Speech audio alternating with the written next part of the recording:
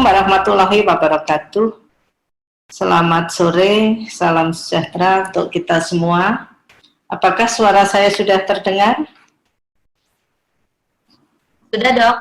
Sudah ya? Terdengar, ya. Ya, kalau melihat tema acaranya sih hari ini kita sebetulnya ingin menyampaikan ini kepada ibu-ibu ya.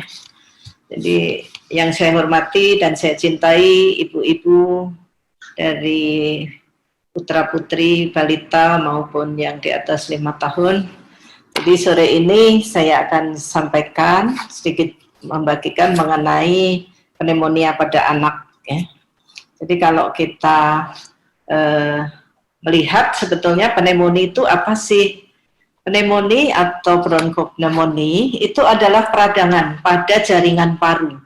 Jadi dia infeksinya di dalam paru yang disebabkan oleh agen infeksius, misalnya bakteri, virus maupun jamur, dan menyebabkan kerusakan jaringan paru.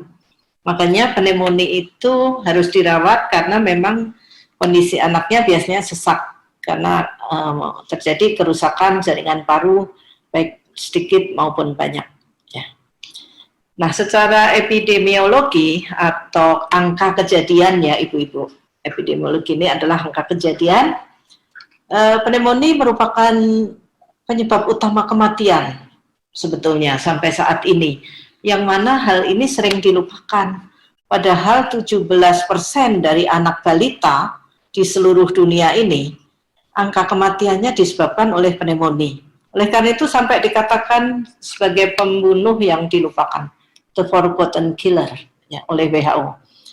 Bahkan ketika terjadi pandemi saat ini, COVID-19 saat ini, angka kejadian pneumonia makin bertambah. Jadi pada kasus-kasus COVID itu sebetulnya bukan hanya virus COVID yang berperan, tetapi bakterinya juga berperan, yaitu yang disebut dengan Streptococcus pneumoniae atau Pneumococcus. Nah, di Indonesia itu sudah banyak kejadian COVID ini yang mana menyebabkan pneumonia. Dan sampai 5 Juni 2020 itu sudah ada 2.315 anak yang confirm atau terkonfirmasi COVID dan 23 diantaranya meninggal. Angkanya 1,1%. Memang kalau kita lihat sih sepertinya tidak besar angkanya, tetapi kalau pada anak ini sangat berarti.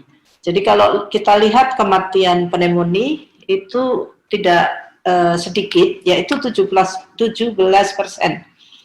di antara kematian balita.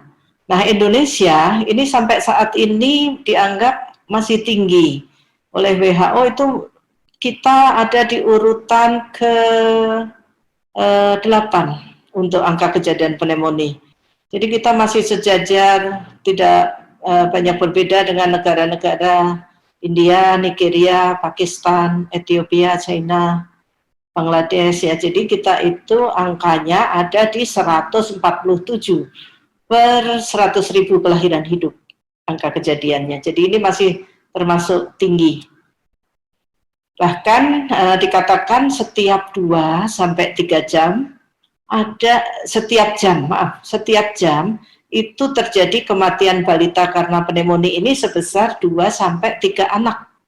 Jadi 1 jam ada 2 atau 3 balita yang meninggal, atau bahkan dikatakan setiap 20 menit ada 1 balita yang meninggal karena pneumonia. Ya, ini sebetulnya sangat memprihatinkan. Kemudian pneumonia itu sebetulnya tidak begitu saja terjadi. Umumnya dia ada faktor risiko yang mendasari. Misalnya anak-anak yang kurang gizi atau malnutrisi. Kemudian anak dengan berat badan lahir rendah. Itu juga berisiko mudah kena pneumonia. Demikian juga anak-anak yang tidak mendapat ASI eksklusif. Kemudian yang ada penyakit komorbid atau penyerta, misalnya anak dengan infeksi HIV. Kemudian anak dengan kelainan jantung bawaan juga demikian. Anak yang tinggal di hunian padat dan ada polusi dalam ruangan. Misalnya dia memasak, ibunya memasak menggunakan kayu bakar, dan ada polusi asap dari kayu bakar itu ke dalam rumah. Dan yang sering tidak disadari oleh para bapak itu adalah polusi asap rokok. Bapak-bapak kalau ditanya merokok tidak, kok putranya kena pneumonia, jawabannya merokok tapi jauh, tapi di luar rumah katanya. Asap rokok itu masih berpengaruh sampai jarak 40 meter. Jadi kalau Bapak ingin merokok, artinya jaraknya harus lebih dari 40 meter dari putranya. Kemudian yang utama itu adalah anak-anak yang tidak mendapat imunisasi. Nah ini seharusnya tidak terjadi kalau anak mendapatkan imunisasi. Penyebab dari pneumonia di negara sedang berkembang seperti kita, nomor satu memang bakteri. Berbeda dengan negara maju. Negara maju itu penyebab utamanya virus. Tetapi di kita tidak. Pneumonia masih lebih banyak disebabkan oleh bakteri. Oleh karena itu di negara berkembang seperti kita, apalagi dengan angka kejadian pneumonia yang masih tinggi, tidak pernah kita tidak memberikan antibiotik pada anak pneumonia. Mungkin kalau kita melihat di negara-negara Eropa, itu anak pneumonia itu tidak diberikan antibiotik. Mereka diberi antivirus, ya, tapi berbeda dengan anak-anak di kita, Indonesia. Dan penyebab utama, nomor satu bakteri yang menyebabkan pneumonia adalah Streptococcus pneumoniae, atau istilah lainnya adalah pneumococcus. Mungkin ibu-ibu pernah mendengar pneumokokal vaksin, atau vaksin pneumococcus. Nah, itu untuk mencegah penyakit pneumonia ini, karena yang utama penyebabnya adalah Streptococcus pneumoniae atau pneumococcus tadi. Jadi itu 50% terjadinya, dan urutan berikutnya yang menyebabkan bakteri yang menyebabkan pneumonia adalah Haemophilus influenza tipe B. Ini juga ada vaksinnya, mungkin ibu-ibu juga sudah memahami dan putranya sudah mendapatkan vaksin-vaksin tersebut, pneumococcus maupun HIV. Ya.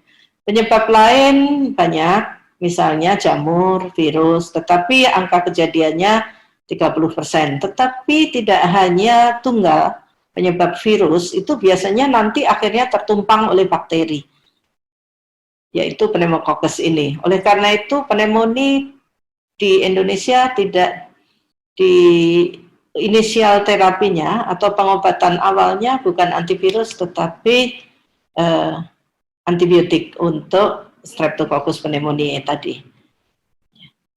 Nah, Streptococcus pneumoniae itu sebetulnya seperti apa bentuknya? Ini kalau dilihat di mikroskop, demikian bentuknya bulat berpasangan dan lebih dari 90 serotype. Jadi sebetulnya vaksin untuk pneumococcus itu isinya beberapa serotype, dan serotype yang ada di Indonesia itu sudah diteliti sesuai dengan vaksin yang disediakan sekarang. Kemudian kuman ini berkapsul. Nah, bakteri dapat menyebabkan infeksi pada berbagai tempat dari tubuh kita yang disebut dengan penyakit pneumococcus bakteri ini. Ada istilah invasive pneumococcal disease. Jadi kalau dia sudah masuk paru, sudah masuk peredaran darah, sudah masuk ke selaput otak, itulah yang disebut dengan invasive pneumococcal disease. Nah, ini tidak ringan dan gejalanya meninggalkan sisa kalau dia survive. Sebetulnya bagaimana kejadiannya? Mula bukanya si bakteri ini dapat mencapai paru-paru. Sebetulnya di dalam hidung kita, di dalam hidung kita, pneumococcus atau Streptococcus pneumoniae ini ada secara normal, dia menempel di situ. Bahkan ini pernah ada penelitian di Rumah Sakit Ujung Berung, itu sejak bayi lahir diikuti. Jadi bayi lahir di swab faringnya, nasofaringnya, tidak ada pneumococcus. Kemudian sampai dia usia 1 minggu tidak ada. Tetapi ketika usia 2 minggu di swab, ternyata bayi-bayi tersebut di dalam rongga hidungnya sudah ada pneumococcus. Artinya apa? Artinya dalam waktu 2 minggu itu sudah terjadi sudah terjadi kolonisasi. Jadi si bakteri pneumokokkusnya menempel di situ. Tetapi dia tidak menimbulkan sakit karena dia tidak masuk ke dalam paru. Saking banyaknya pneumokokkus di lingkungan kita, itu demikian yang terjadi. Dan pneumokokkus yang ada di dalam rongga hidung tadi tidak menimbulkan gejala, anaknya baik-baik saja. Tetapi kalau sudah masuk ke dalam paru, atau dia masuk ke rongga telinga tengah, dia akan menimbulkan gejala yang disebut otitis media. Kalau masuk ke dalam paru, akan menimbulkan pneumonia. Demikian juga kalau terjadi infeksi berat, maka akan terjadi masuknya pneumokokkus ke dalam darah. Dan bahkan dapat mencapai selaput otak, sehingga terjadi meningitis. Jadi kolonisasi ini terjadi sebetulnya sejak bayi usia 2 minggu, tetapi dia tidak menimbulkan sakit. Nah, sebetulnya penularannya bagaimana pneumokokkus ini? Pneumokokkus ini penularannya terjadi lewat droplet yang terlempar ke udara. Jadi kalau seorang dewasa dia flu, kemudian pneumokokkusnya terlempar keluar dan masuk ke dalam saluran napas anaknya atau orang lain, maka itu dapat menimbulkan gejala yang sama. Oleh karena itu umumnya anak-anak pneumonia itu ada riwayat sebelumnya, bapaknya atau ibunya dia flu dulu. Dari situlah biasanya terjadi penularan. Jadi kalau dia masuk ke udara langsung dihirup, maka dapat terjadi transmisi tersebut. Atau dengan cara yang lain, si droplet ini akan menempel di benda-benda, kemudian terhirup oleh anak atau terhirup oleh orang lain, maka akan terjadi penularan. Nah, tanda dan gejala pneumonia itu apa? Memang radang paru ini gejalanya seolah-olah banyak memang. Kalau kita lihat bisa demam, tapi pneumonia juga bisa tidak demam. Kemudian batuk, yang jelas anak pneumonia itu didahului oleh batuk. Kemudian ada napas cepat atau kesulitan bernapas. Kalau anaknya sudah agak besar, dapat mengeluhkan adanya keluhan nyeri dada. Kemudian kalau dia masuk ke telinga tengah bisa menyebabkan nyeri pada telinga. Dan gendang telinga juga udem atau bengkak. Sehingga anak biasanya menangis terus.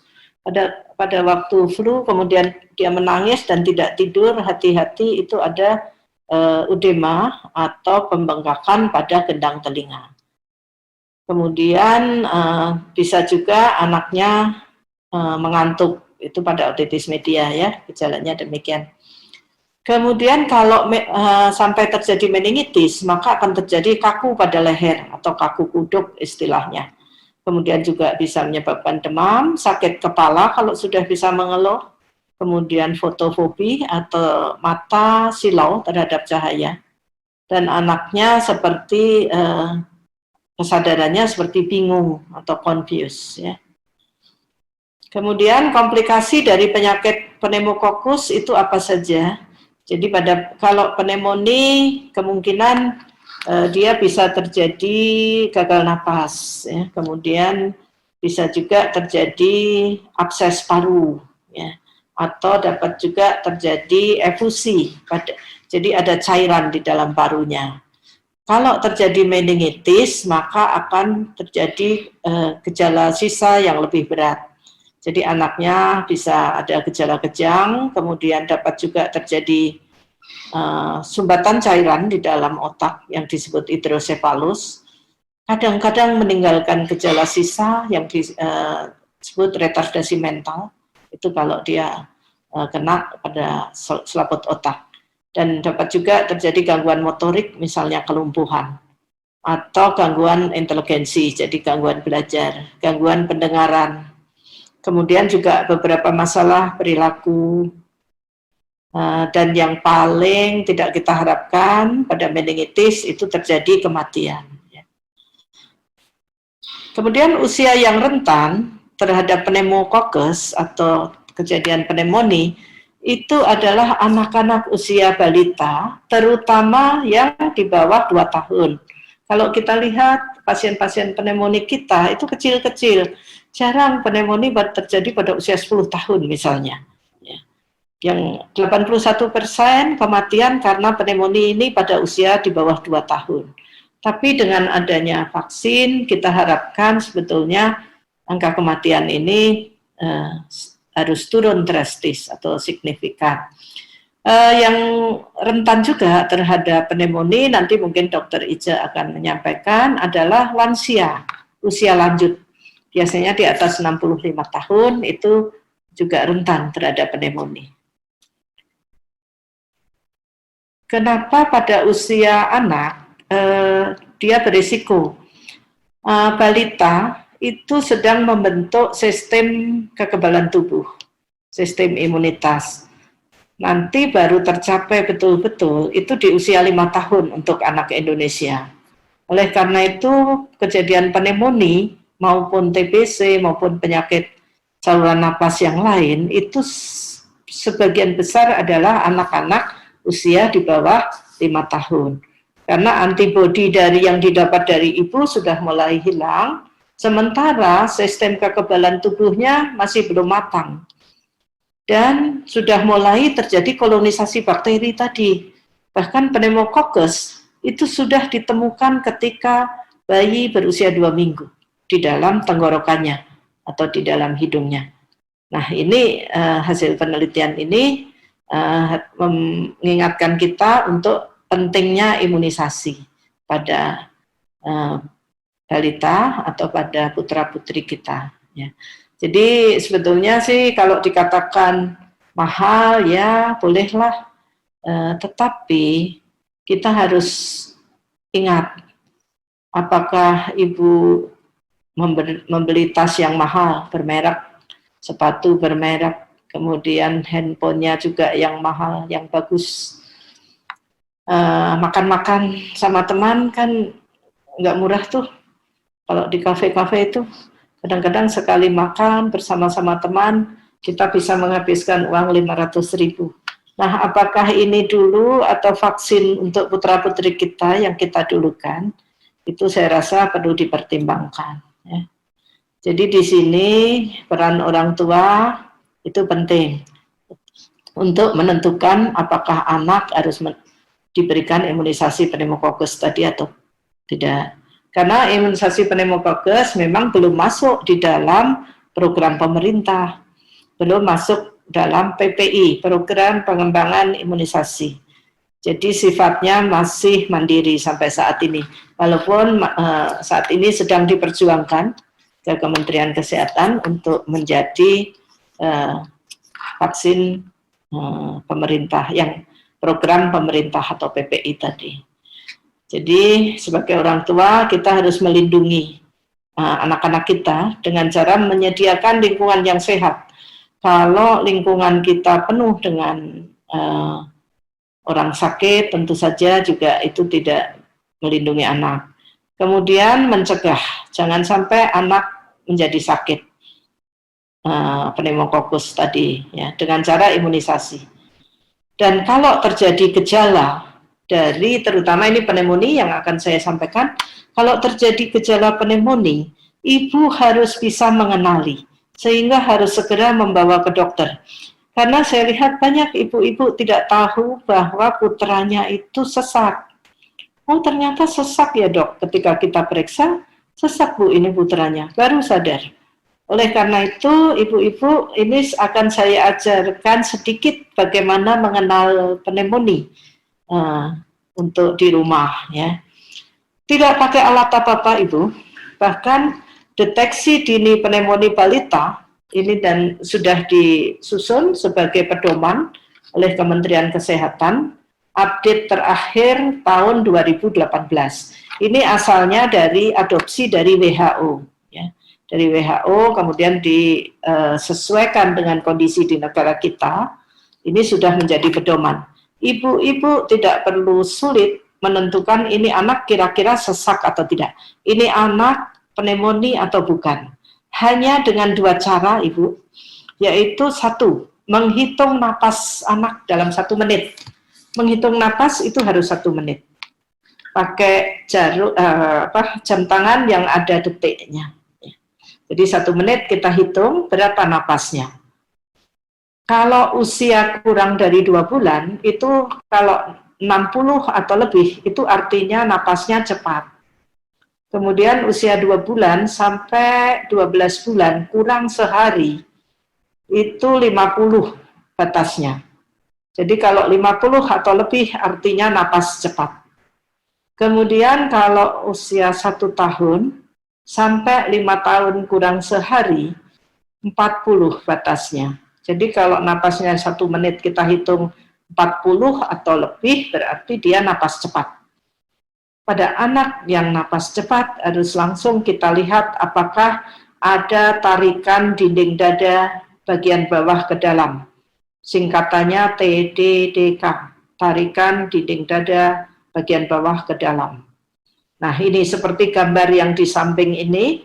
Jadi di bagian tengah dari dada bawah, dia akan tertarik ke dalam ketika bernapas. Nanti akan saya perlihatkan videonya, ibu-ibu, supaya ibu-ibu bisa mengenali. Wah, ini anak saya jangan-jangan pneumonia. Karena kader-kader posyandu itu pun sudah kita latih untuk mengenali tanda dari pneumonia ini. Kenapa? Kita ingin angka kematian pneumonia turun. Ya, jadi semua harus dapat menilai. Jadi hanya 2, ibu-ibu, napas cepat dan TDDK. Parameternya hanya 2. Artinya apa? Ibu tidak perlu menggunakan stetoskop seperti kami. Ya. Jadi tidak sulit. Nah, ini jangan lupa trias ini. Gambar ini kelihatannya sederhana, sepele, tapi kalau kita ingat, maka kita akan bisa mendeteksi pneumonia secara dini. Apabila ada anak batuk pilek, ya, jadi ada anak batuk pilek, flu, batuk, ya, harus kita tentukan apakah dia napas cepat atau tidak. Apakah dia sesak napas atau tidak dengan cara melihat TDDK tadi, tarikan dinding dada bagian bawah ke dalam. Jadi 2 parameter ini harus kita lihat apabila anak batuk. Ya. Nah, ini nanti kalau di IGD kita sudah langsung bisa menentukan, para dokter jaga itu sudah pandai sekali menentukan, oh ini pneumonia berat, ini pneumonia yang tidak berat, dan ini bukan pneumonia. Kan dengan trias ini dan dengan menghitung napas tadi. Jadi batas napas cepat, ibu-ibu harus ingat pada usia kurang dari 2 bulan adalah 60 batasnya, 2 bulan sampai 1 tahun kurang sehari 50 batasnya, dan 1 tahun sampai 5 tahun kurang sehari batasnya 40. Ya. Tidak sulit menghafalnya. Mungkin ibu-ibu dapat mengikuti video ini. Ini kelihatan sekali tarikan dinding dadanya.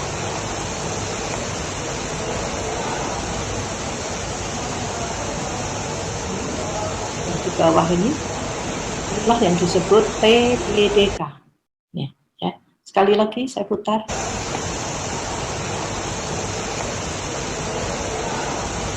Mungkin kalau bajunya tidak dibuka, ini nggak kelihatan itu. Tapi begitu baju dibuka, ini akan terlihat, tampak demikian. Ya. Selanjutnya saya masih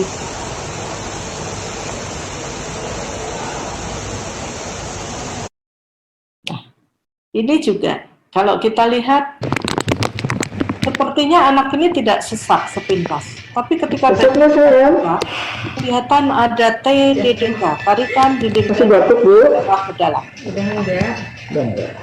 Katanya di sini cuma 2 hari. Memang napas cepatnya mungkin tidak terlalu kelihatan. Tapi dengan jadi kita pasti akan curiga bahwa ini kemungkinan adalah pneumonia.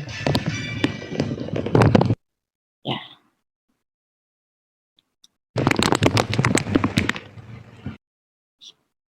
Demikian juga ini kelihatannya juga tidak sesak anak ini. Tapi ketika baju kita buka, nah di situ, di bagian tengah, bagian bawah dada, tampak ada tarikan dinding dada bagian bawah ke dalam atau TDD.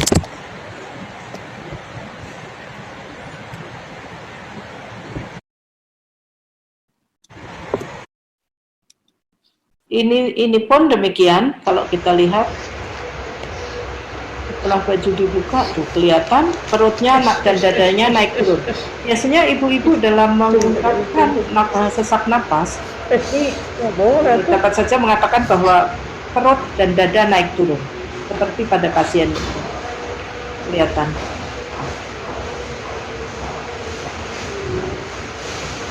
Perutnya naik turun bergantian dengan dada. Artinya ini ada TDDK, tarikan dinding dada bagian bawah ke dalam.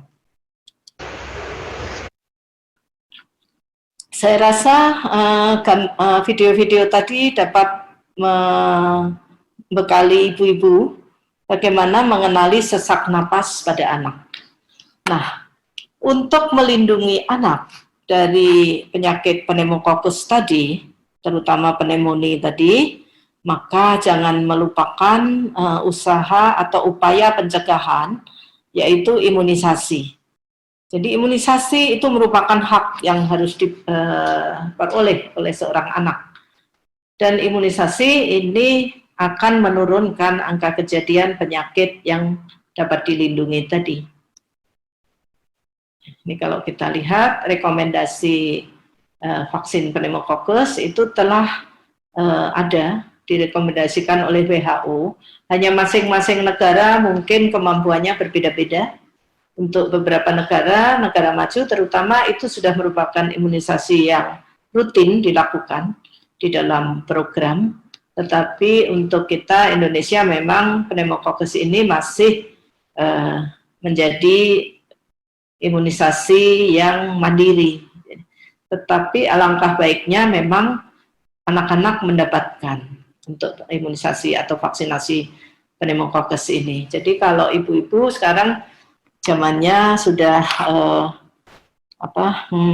digital atau elektronik, jadi kalau ingin tahu sesuatu tinggal tanya saja kepada yang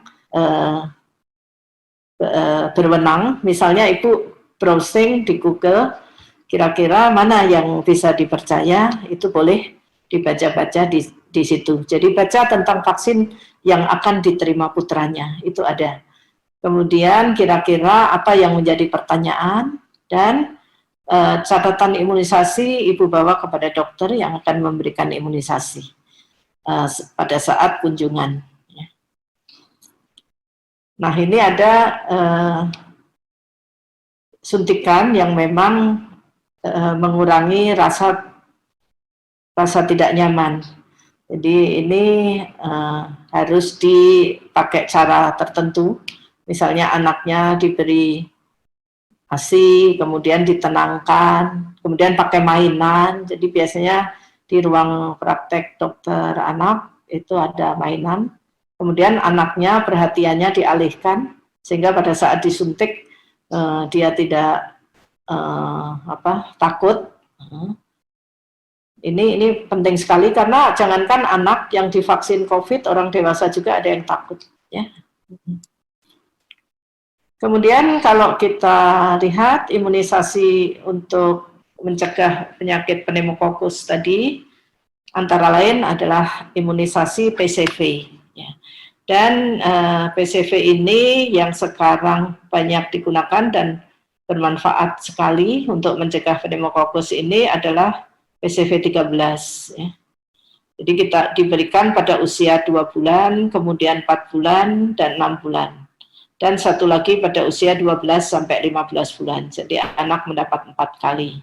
Apabila imunisasi PCV ini melewati jadwal, maka ini perlu dikonsultasikan kepada dokternya. Jadi kira-kira harus mendapatnya jadwalnya bagaimana. Jadi ingat ibu-ibu bahwa mencegah lebih baik daripada mengobati. Ya. Kalau kenanya pneumonia masih tidak terlalu khawatir, tapi kalau pneumokokusnya yang menyebabkan meningitis, sepertinya kerugiannya sangat besar. Oleh karena itu, ibu-ibu harus mempertimbangkan betul-betul untuk mendapatkan imunisasi pneumokokus pada anaknya, pada putra-putrinya. Ya, saat ini ibu-ibu sudah dapat browsing, mungkin bisa saja nanti menggunakan website yang tertera di bawah ini. Ya, jadi silahkan, mungkin dapat dibaca di situ mengenai jadwal imunisasi PCV pada anak. Ya. Nah, ini sudah, saya rasa semuanya sudah punya HP, dari HP pun bisa. Ya. Jadi jangan segan-segan untuk mencari informasi mengenai vaksin pneumokokus itu dari website yang tadi. Saya rasa itu yang dapat saya sampaikan, Ibu-Ibu. Terima kasih atas perhatiannya. Assalamualaikum warahmatullahi wabarakatuh. Waalaikumsalam warahmatullahi wabarakatuh. Terima kasih Dr. Sri. Buat sahabat Liniati yang mau mengajukan pertanyaan, di kolom chat itu kami berikan link untuk pertanyaan. Silahkan diisi di linknya. Untuk yang tema yang pertama ya, nanti di tema yang kedua juga bisa diisi sekalian di sana. Jadi untuk door prize kita akan pilih pertanyaan yang kita pilih untuk dijawab oleh pembicara itu nanti akan mendapatkan door prize. Jadi nanti kita undi ya, silahkan diisi linknya kalau misalnya ada